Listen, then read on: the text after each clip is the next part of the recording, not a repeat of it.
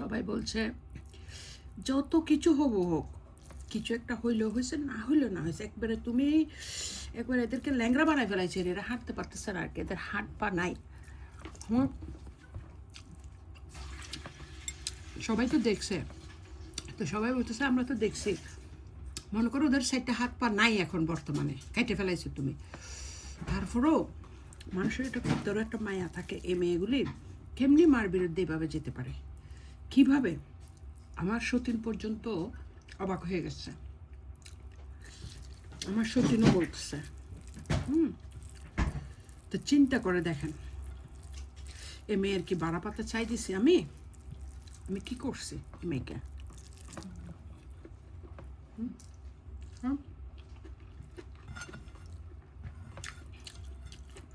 আমি তো বলতে চাই না, বলবো না। আমাকে তো জোর করে ভালোবাসাতে পারবে না, ট্রাস্ট জিনিসটা আর নাই তার সাথে। যাক, ওর বাপের তালে পড়ে করতেছে, বাপে এই সুযোগটা নিছে আমাকে জ্বলানোর জন্য। তা আপনি আমারও জ্বলানোর জন্য সুযোগটা নিচ্ছেন, কিন্তু আলটিমেটলি তো আপনার মেয়েটার ভবিষ্যৎটা নষ্ট হয়ে যাচ্ছে। মেয়ে কেন বলবে? বললে আপনি বাপ না, আপনি শাসন করবে না? আপনার সাথে কথা বলার জন্য আমি তাদেরকে জোর করে কথা বলাইছি, এটা কি আমার অপরাধ হয়েছে?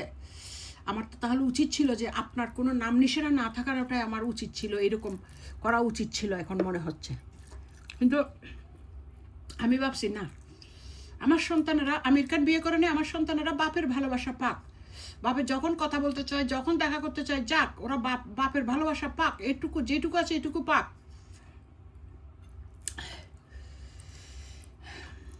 আমি তো সেটা চিন্তা করছি, পজিটিভ চিন্তা করছি। এটা আমার অপরাধ হয়েছে? আপনি ফেলে গেছেন, আমি ওদের পায়খানা প্রস্রাব পরিষ্কার করে ক্লিন করে একা একা মানুষের সহযোগিতা নিয়ে, এখানে আমার চাচতো যেটা তো ভাই বোন, আমার মা, এদের সাহায্য নিয়ে লালন পালন করা, এটা কি আমার অপরাধ হয়েছে? এটা কি একটা কাজের মেয়ে রাখলো কি সেটা করতে পারতো? ওদেরকে আমি যেভাবে করে মানুষ করছি, একটা কাজের মেয়েও তো এটা করতো না।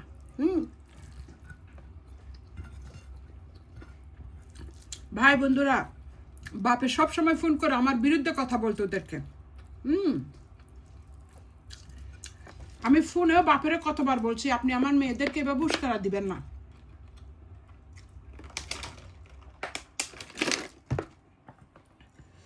আমার মেয়েরা খারাপ হয়ে যাবে।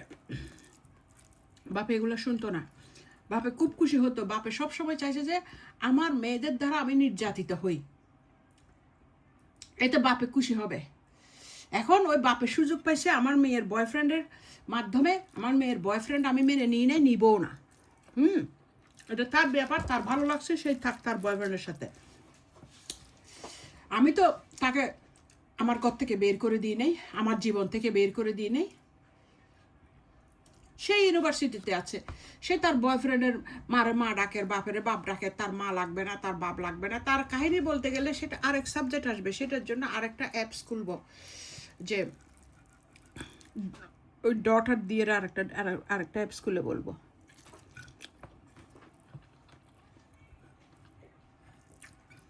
আমাকে যখন তার ভালো লাগতেছে না ভাই বোনেরা, তাহলে আমি কি জোর করব?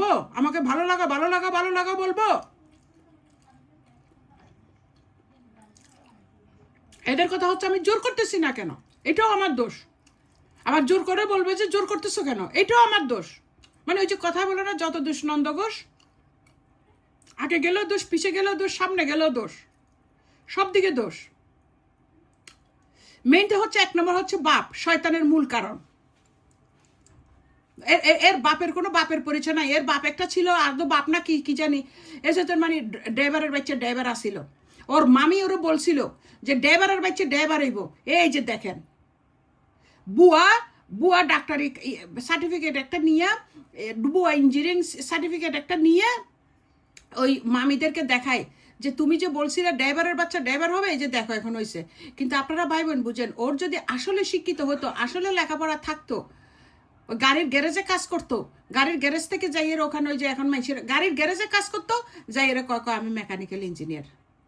চিন্তা করেন, এখন আমি যে এখানে রান্না করতে পারি, আমি রান্না করে তাইলে আমি কি বলবো যে আমি বাবুর্চি, আমি ইংল্যান্ডের সবচেয়ে বড় বাবুর্চি, বড় শেফ, এটা বলবো? আর আমাদের বাংলাদেশে এগুলা খায়, এগুলা তো এগুলা করতে চাই, এগুলা দেখে। তো বাপ যদি অরিজিনালি শিক্ষিত হতো তাহলে বাপে মেয়েকে শাসন করতো, বলতো। বাপে যদি মেয়ের ইজ্জত রক্ষা করতে চাইতো